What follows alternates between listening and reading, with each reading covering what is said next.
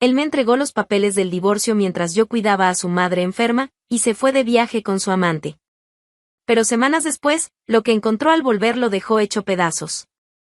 Me llamo Elena, y durante mucho tiempo creí que el amor se medía por cuánto estamos dispuestas a ceder. Cuando me casé con Gustavo, hace 10 años, imaginé que seríamos compañeros, cómplices, una de esas parejas que crecen juntas con el tiempo. Pero los años no nos unieron. Al contrario, nos fueron alejando como mareas opuestas. Y cuando me di cuenta, ya no reconocía al hombre con quien compartía la casa. Nuestra casa, en Valencia, era espaciosa, silenciosa, y cada vez más fría. Gustavo salía temprano, volvía tarde, siempre con la misma excusa: trabajo. Reuniones, obras, compromisos urgentes.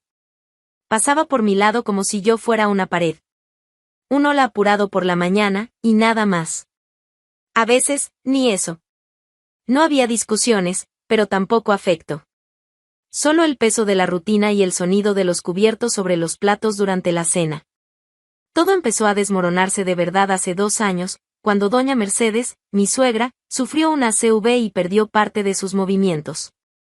Los médicos dijeron que sería un proceso lento, incierto. Y así fue. Desde entonces, dediqué cada minuto de mis días y noches a cuidarla. No dudé. Sabía que me necesitaba. Y a pesar del esfuerzo, siempre hubo entre nosotras una especie de respeto silencioso. Doña Mercedes siempre fue una mujer seria, de esas que no regalan sonrisas, pero que dicen más con una mirada que muchos con palabras. Teníamos un entendimiento que no necesitaba muestras de afecto. Nunca fue cariñosa, pero era agradecida. Lo veía en los pequeños gestos, cuando tomaba mi mano antes de dormir, cuando asentía levemente en señal de agradecimiento al terminar el almuerzo. Y eso bastaba. Los días, sin embargo, se volvieron demasiado largos. Me levantaba antes de que saliera el sol, preparaba el café, organizaba los medicamentos, anotaba las observaciones del día anterior, cuidaba su alimentación, la ropa de cama, las consultas. Y en ese ir y venir de tareas, fui perdiéndome. Dejé de pintar, dejé de ver a mis amigas, abandoné los cursos. Hasta el espejo me parecía extraño. Me miraba y no reconocía a esa mujer de ropa neutra y cabello atado a las apuradas. Cuidar a alguien exige más que tiempo. Exige entrega. Y yo entregué todo lo que tenía. Los fines de semana dejaron de existir. Las noches, que antes eran para descansar o conversar, pasaron a ser parte de la vigilancia. Los medicamentos tenían horario fijo, su sueño era ligero y yo tenía que estar siempre alerta. Gustavo, por otro lado, no parecía notar nada. Ni mi dedicación, ni el cansancio. A veces intentaba conversar. Tuvo un poco de fiebre hoy. Llamé al doctor Armando, pidió que aumentáramos la hidratación. Él solo asentía, distraído con el celular o los correos. ¿Escuchaste lo que dije? Sí, perfecto. Cuidas también de ella, Elena. No sé cómo lo logras. Siempre lo mismo. Un elogio vacío, suelto, que no conectaba con nada. Ninguna pregunta, ningún interés real. Lo máximo que hacía era pasar por la puerta del cuarto, decir hola, mamá y salir. En el fondo, yo quería más. No solo de él. De mí. Quería volver a ser alguien más allá de la cuidadora. Quería ir al cine, reírme por tonterías con las amigas, sentir que tenía una vida con color. Pero todo parecía distante, casi absurdo. A veces, doña Mercedes me observaba en silencio. Yo lo notaba. Durante el cambio de ropa o cuando le colocaba su almohada favorita detrás de la espalda. No decía mucho, pero sus ojos contaban historias. De arrepentimientos. De pérdidas. De una vida que tal vez también estuvo hecha de sacrificios. No sabía todo sobre su pasado, pero sentía que había algo ahí, un hilo que nos unía. Y aún en los días difíciles, y hubo muchos, nunca me faltó su respeto. Había cansancio, sí. Y hasta momentos en los que deseé una pausa. Pero nunca resentimiento. La cuidaba con verdadera dedicación, y ella aceptaba ese cuidado con dignidad. Una vez, cuando tuvo una leve crisis de ansiedad y me senté junto a su cama, sosteniendo su mano hasta que se calmó su respiración, me miró durante largos segundos y murmuró: «Eres más fuerte de lo que yo habría sido». No comentó nada más. Pero fue la primera vez que oí algo así. Aquello me atravesó como un susurro antiguo que ni sabía que necesitaba. No pedí explicaciones. Solo respondí con un leve apretón de manos. Gustavo, sin embargo, seguía ajeno. Ya no dormíamos juntos. Alegaba que necesitaba descansar bien para los compromisos tempranos. El cuarto de invitados pasó a ser su refugio. Y yo, sola en la cama, miraba el techo y me preguntaba, ¿cuándo fue que todo se desmoronó? En ese silencio helado de la casa, empecé a entender que el amor sin presencia se convierte solo en función. Y que cuando se pierde la reciprocidad, lo que queda son tareas. Ya no había un nosotros. Solo él, ausente. Yo, exhausta. Y una mujer postrada, que aún en su fragilidad, demostraba más conexión conmigo que el propio marido.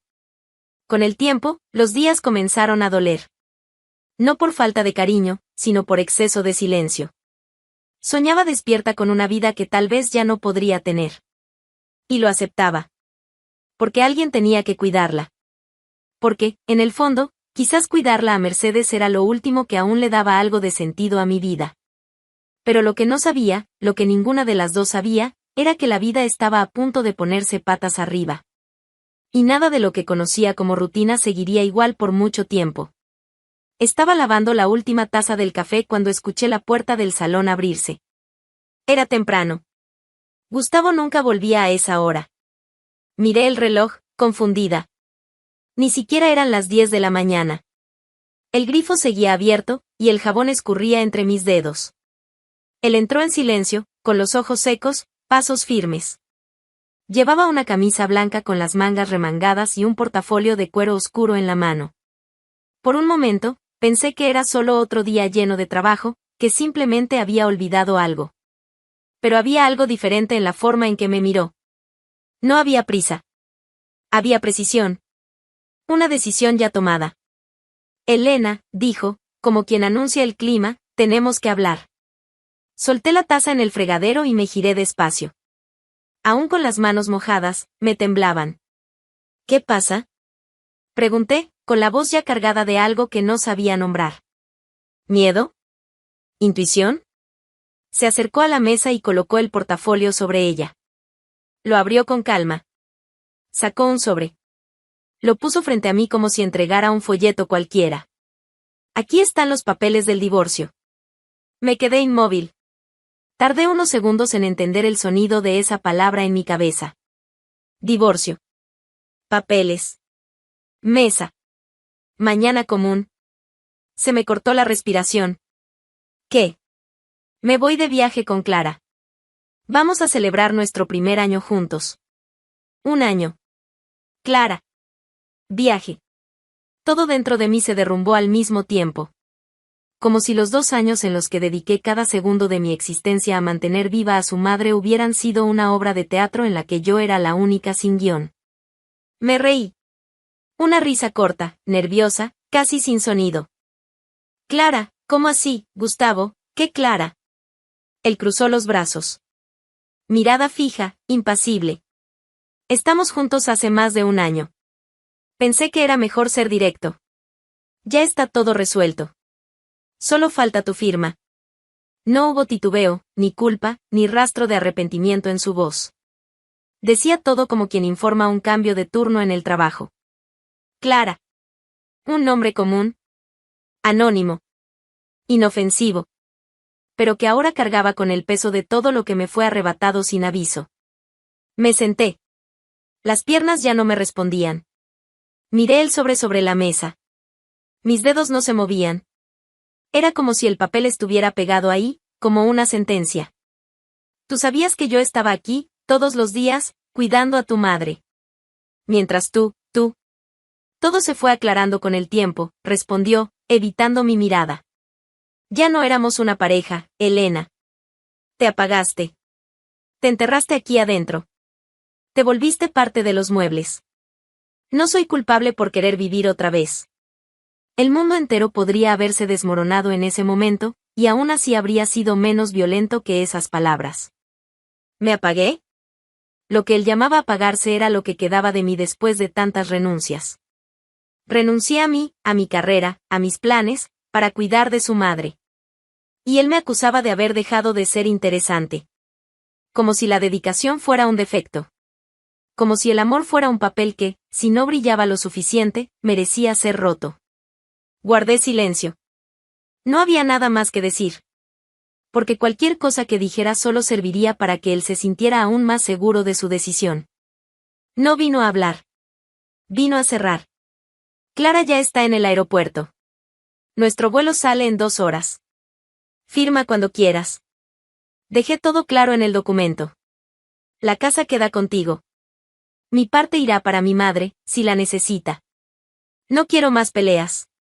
Solo paz. Paz. Él quería paz. Y se fue dejando una guerra entera detrás de sí. Escuché la puerta cerrarse. El sonido seco, definitivo. Como un punto final. Me quedé sentada ahí, por largos minutos. El shock era tan grande que todo mi cuerpo quedó paralizado. Miré alrededor. La mesa, el fregadero, el trapo mojado en mi hombro. Todo seguía igual. Todo estaba en su lugar, menos yo. Horas después, fui al cuarto de doña Mercedes. Dormía. Respiración estable. Una de sus manos fuera de la manta. Me senté a su lado y tomé su mano. Y entonces sí, lloré. En silencio. Sin sobresaltos. Las lágrimas corrían sin aviso. Como si fueran viejas conocidas, solo esperando el momento de caer. Me quedé ahí durante horas. Ni sé cuánto tiempo. Intentando entender cómo alguien puede dar la espalda así.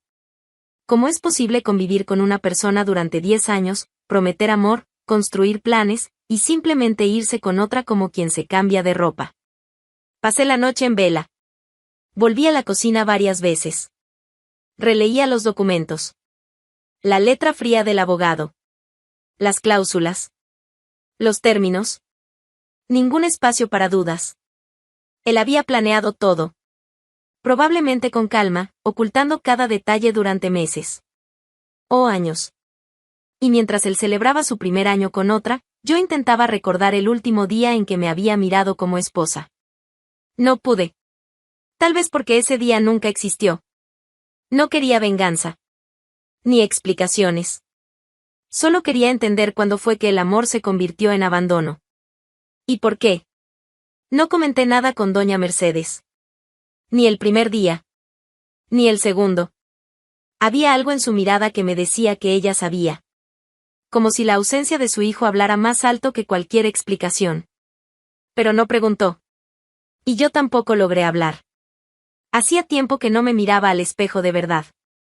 Cuando finalmente lo hice, había ojeras profundas, una piel cansada, pero una firmeza en la mirada que no recordaba haber tenido antes. Era como si, en medio del dolor, algo intentara renacer. Entonces, algo inesperado ocurrió. Al final de la tercera mañana desde la partida de Gustavo, cuando entré al cuarto de doña Mercedes para ayudarla con los ejercicios de movilidad, ya estaba sentada en la cama. Sola. Con las piernas colgando suavemente hacia afuera. Asustada, me acerqué. ¿Pudiste levantarte sola? Ella me miró con una expresión serena, pero firme. Hoy me desperté con ganas de intentarlo. Y, lo logré. Hubo un breve silencio entre nosotras. No supe qué decir. Solo acerqué la silla de apoyo y la ayudé a acomodarse. Había color en su rostro. Color que no veía hacía meses. Y algo más, había vida en sus ojos. ¿Te has sentido diferente? Asintió. Luego respiró hondo, como si llevara años guardando esas palabras. Hace mucho que me acostumbré a no esperar nada de mi cuerpo. Ni de las personas. Pero, tú nunca me dejaste caer. Me quedé paralizada. Esa frase, tan simple, me desarmó por dentro. Durante 2 años, fui el cuerpo que sostuvo su fragilidad. Pero nunca habíamos hablado de eso. Siempre estuvimos ahí, lado a lado, en silencio. Hasta ahora. En los días que siguieron, pequeños cambios comenzaron a surgir. Ella insistía en levantarse con menos ayuda. Quería comer sola, aunque fuera despacio. Empezó a llamarme para conversar, ya no solo sobre medicamentos o horarios. Quería saber qué leía, qué soñaba. Quería escucharme. ¿Todavía piensas en tener tu taller? Me preguntó una tarde, mientras tomaba té. Tardé en responder. Hacía mucho que nadie me hacía una pregunta así. Algo que tuviera que ver conmigo. Solo conmigo. Yo, no lo sé. Ha pasado tanto tiempo. No es tarde. Las manos todavía recuerdan cómo moldear. Era como si la mujer delante de mí fuera otra. O quizás, la misma, pero por fin sin armaduras. Por primera vez, doña Mercedes hablaba como si estuviera ahí conmigo, no solo siendo cuidada. Hablaba con el corazón desarmado. Y eso lo cambió todo. Una noche, mientras acomodaba la manta a sus pies, oí su voz llamarme, más baja de lo habitual. Elena. ¿Sí? Necesito contarte algo. Me senté en el sillón al lado. Ella miró al techo por unos segundos antes de continuar. Tengo una casa. En el norte. En la ciudad donde nací. Es sencilla, antigua, pero está ahí. Está a mi nombre. Y, también tengo algunos bienes. Cosas que dejó el padre de Gustavo, que nunca quise tocar. Siempre dije que los dejaría para el hijo. Pero ahora pienso, ¿por qué? No dije nada. Solo escuché. Tú te quedaste, Elena. Cuando todos se fueron. Fuiste tú quien cuidó de mí.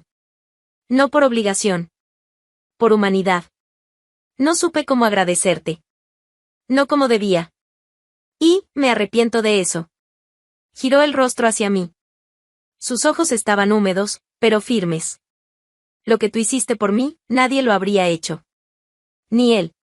Y fui una tonta por no haberlo visto antes. Se me apretó el pecho. No por la confesión, sino por la verdad que cargaba. No necesitaba reconocimiento.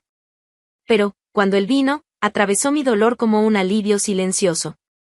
Ya no soy quien era, continuó ella, y no quiero morir de la misma forma en que viví, cerrada, amarga, dura. Tú me diste otra oportunidad de sentir. Y ahora, quiero devolvértelo. Respiré hondo. No había nada que pudiera decir en ese momento que estuviera a la altura de aquello. Vamos con calma, fue lo único que logré decir, un día a la vez. Ella sonrió. Una sonrisa breve, pero sincera. La verdad era que, a pesar de todo, había un afecto creciendo entre nosotras. Un afecto extraño, nacido del dolor compartido. Dos mujeres marcadas por decisiones tomadas por un mismo hombre. Yo, olvidada. Ella, abandonada. Ahora, unidas no solo por la convivencia, sino por una especie de comprensión que no exigía justificaciones. No hubo despedidas. Simplemente nos fuimos. Sin notas, sin cajas, sin aviso. No hubo maletas a la vista ni ruidos de partida. Solo la ausencia. Simple y absoluta. Cuando la puerta principal se cerró aquella mañana, no se cerraba detrás de nosotras. Se cerraba para siempre sobre una vida que ya no nos pertenecía. Nos fuimos con lo esencial, algunos documentos, ropa liviana, medicinas, un cuaderno de recetas que ella insistió en llevar y un mapa antiguo de la región de Lugo, donde había nacido. Todo lo superfluo quedó. Todo lo que nos dolía, también. Nadie nos vio. Ni vecinos, ni familiares, ni conocidos. Y fue mejor así. Durante la primera hora en la carretera, nadie dijo nada. Solo el sonido de la radio llenaba el coche alquilado con alguna música popular que sonaba sin parar. Doña Mercedes miraba por la ventana, como si reviviera recuerdos que solo ella conocía. Yo, al volante, sentía algo entre miedo y libertad. Miedo a lo nuevo. Libertad por, al fin, permitirme sentirlo. Llegamos al final de la tarde a una aldea pequeña, de calles estrechas, aceras de piedra y vecinos curiosos detrás de cortinas floreadas. La casa era tal como ella la había descrito, simple, pero intacta. Puertas antiguas, ventanas con rejas de hierro forjado, el patio invadido por maleza y hierbas. Pero allí había espacio. Y silencio, un silencio diferente al de la casa en Valencia. Un silencio que no oprimía. Que respiraba con nosotras. Poco a poco, fuimos apropiándonos de la nueva vida. Los días pasaban rápido. Nos despertábamos temprano. Yo barría el patio, ella cortaba menta para el té. Nadie le exigía nada a nadie. Ella insistía en cocinar cuando se sentía fuerte. Otras veces, simplemente me acompañaba en la mesa, comentando sobre las cosas del pueblo, los vecinos, las fiestas que solían hacerse antes de la pandemia. La vida allí parecía antigua, en el mejor sentido. Empecé a caminar por la ciudad. Ayudaba en una tienda de velas artesanales a cambio de café y conversación. Conocí vecinos, buena gente, directa, de esas que dicen pasa antes siquiera de preguntar tu nombre. El pueblo no hacía preguntas. Aceptaba. Doña Mercedes mejoraba visiblemente. Ya caminaba sin ayuda dentro de la casa. Y, aunque aún tomaba algunos medicamentos y se cansaba con facilidad, insistía en salir a caminar conmigo hasta la placita. Un bastón de un lado. Mi brazo del otro. Nadie sabía quiénes éramos. Y eso era liberador. Nuestra relación también cambió. Ya no se trataba de obligación o dependencia. Se trataba de compañerismo. Intercambiábamos confidencias. Ella me contaba historias de cuando era joven, los bailes, los amores frustrados, las peleas con su padre por querer estudiar. Yo le contaba mis miedos, las noches en que lloraba en silencio en la cocina mientras ella dormía, las veces en que pensé en desaparecer sin dejar rastro. ¿Y por qué no te fuiste antes?, preguntó una noche, mientras hablábamos de todo. Porque aún creía que valía la pena quedarme. Ella no respondió. Pero me tomó la mano. Y se quedó allí, en silencio, como quien entiende. Como quien carga la misma carga. Una tarde, limpiamos juntas el sótano de la casa. Llenamos 5 bolsas con cosas viejas, libros mohosos, marcos rotos. Entre el polvo, encontramos una caja con cartas antiguas, dirigidas al padre de Gustavo. Ella leyó algunas en silencio, con los ojos llenos de lágrimas. Él era bueno cuando quería. Pero, no sabía amar con constancia. Luego, se volvió hacia mí. Gustavo salió a su padre. Yo simplemente asentí. Ya no dolía tanto escuchar su nombre. No por indiferencia, sino porque ahora había demasiada vida entre nosotras como para que su ausencia ocupara algún espacio real. Fuimos creando nuevos rituales. Té en la terraza al atardecer. Cuscús los domingos, como a ella le gustaba. Pequeños cuidados recíprocos. Dejó de ser mi suegra postrada y se convirtió en Mercedes. Así de simple. Una mujer llena de fallas, pero también de humanidad. Y yo, que antes sobrevivía a base de deber, ahora me descubría viva por primera vez en muchos años.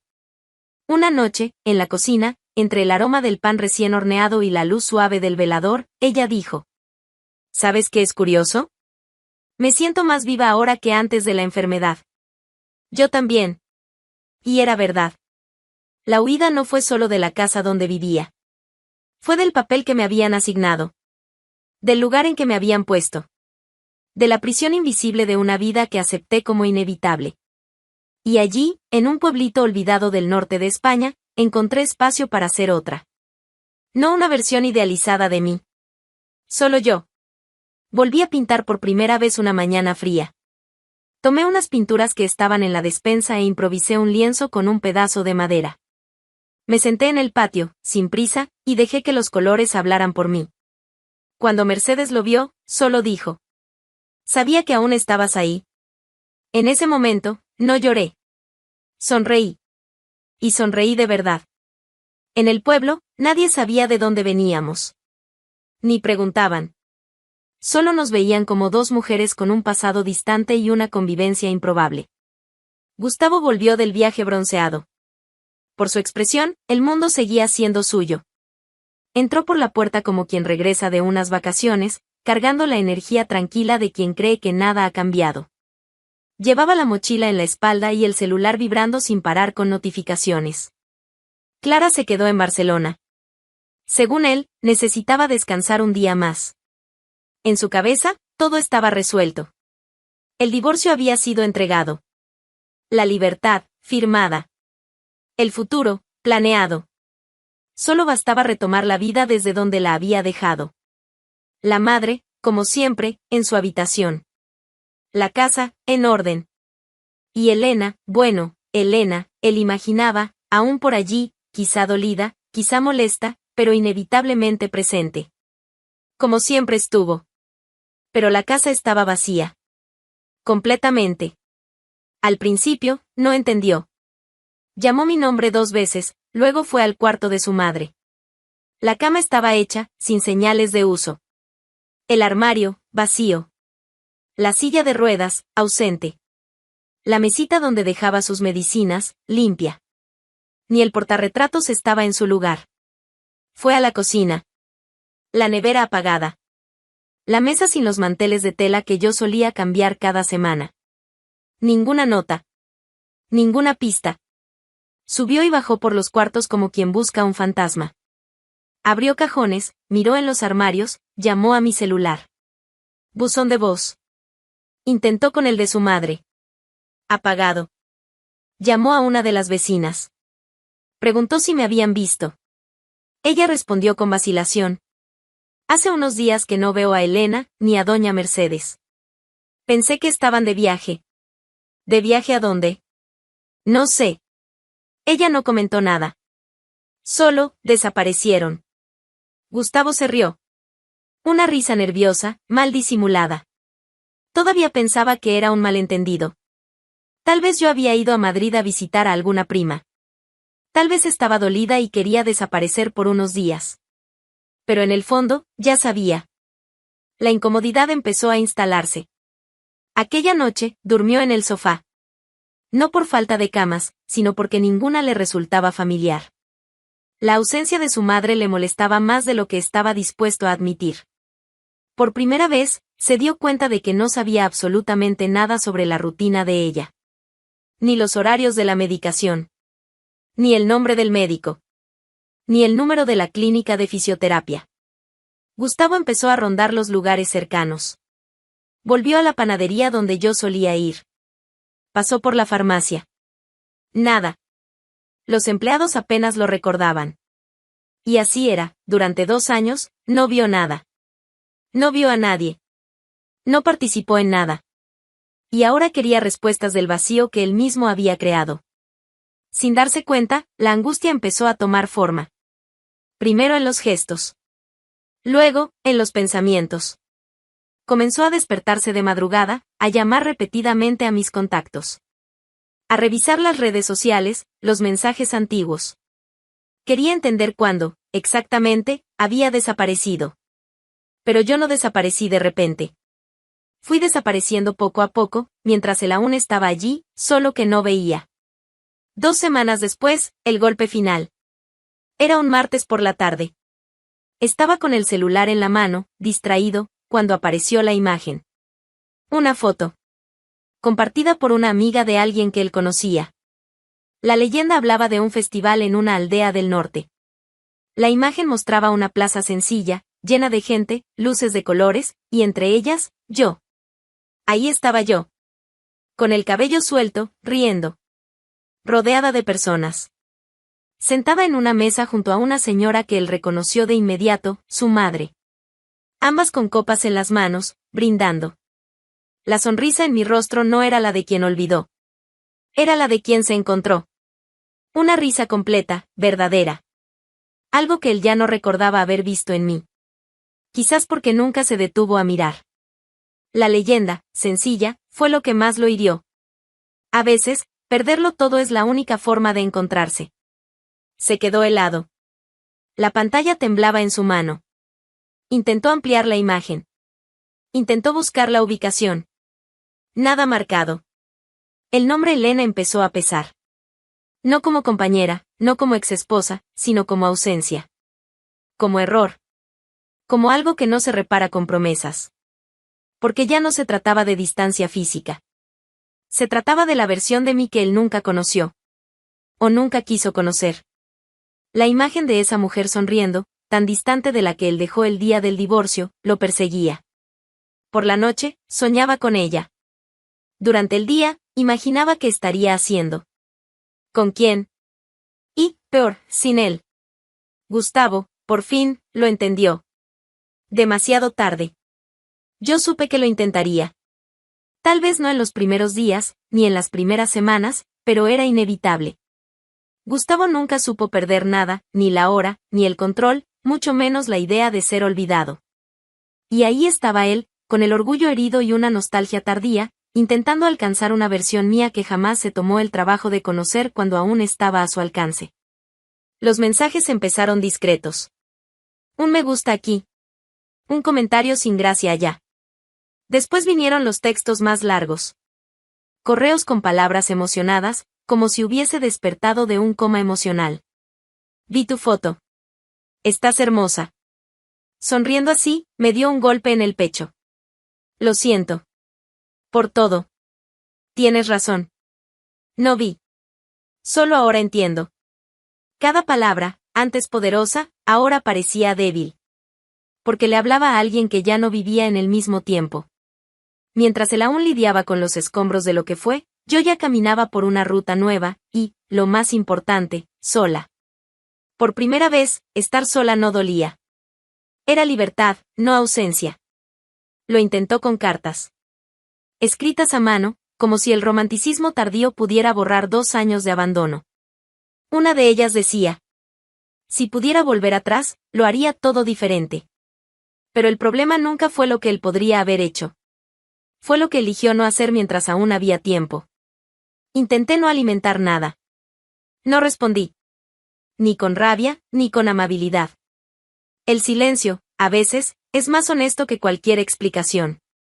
Y yo ya no le debía respuestas. No a él. Un día, apareció. Simplemente llegó al pueblo. Supo por un conocido de un conocido. Fue hasta la plaza donde solíamos tomar café en las mañanas soleadas. Me vio desde lejos. Y se quedó allí, parado, como si el mundo a su alrededor se hubiera detenido. Yo lo vi. Claro que lo vi. Y confieso que algo en mí se estremeció por un segundo.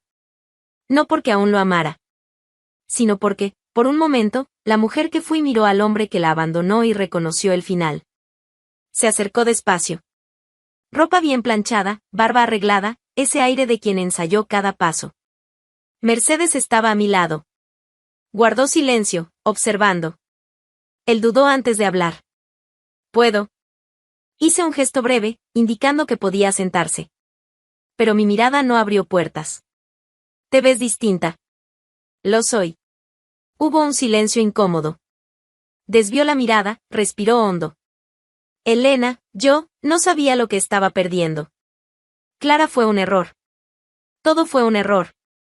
Estaba ciego. Débil. Estúpido. Lo sé. Y aún así, quería intentar. Aunque fuera para que me odiaras con razón. Pero, intentar. Me miraba como si aún fuera la mujer detenida en el tiempo, esperando un gesto. Pero esa Elena había quedado atrás. La que estaba allí, frente a él, ya había aprendido que el amor no puede ser una limosna. Que el arrepentimiento es un espejo, muestra lo que pasó, pero no lo devuelve. No te odio, Gustavo.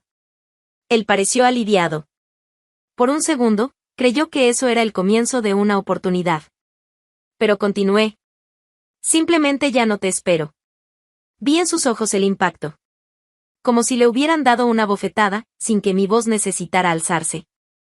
No tienes idea de lo que fue vivir allí, en esa casa, mientras tú desaparecías poco a poco.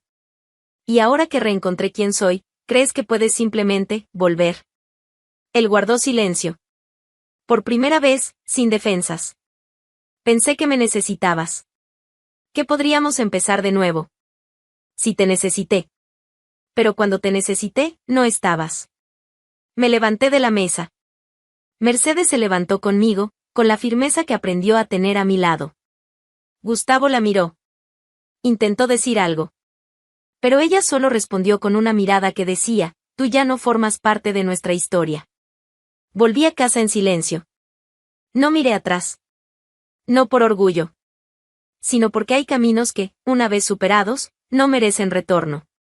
Y Gustavo, era exactamente eso, un camino superado. En los días siguientes, todavía lo intentó. Mensajes. Un ramo de flores dejado en la puerta. Un amigo en común diciéndome que él estaba realmente arrepentido. Pero el arrepentimiento no es boleto de entrada a una vida nueva. Es solo el precio por haber desperdiciado la anterior. ¿Perdonar? Tal vez. Algún día. Pero perdonar no es aceptar de vuelta. Perdonar es seguir sin cargar el peso. Y mi peso, lo dejé en aquella casa, junto con la versión de mí que él no supo amar.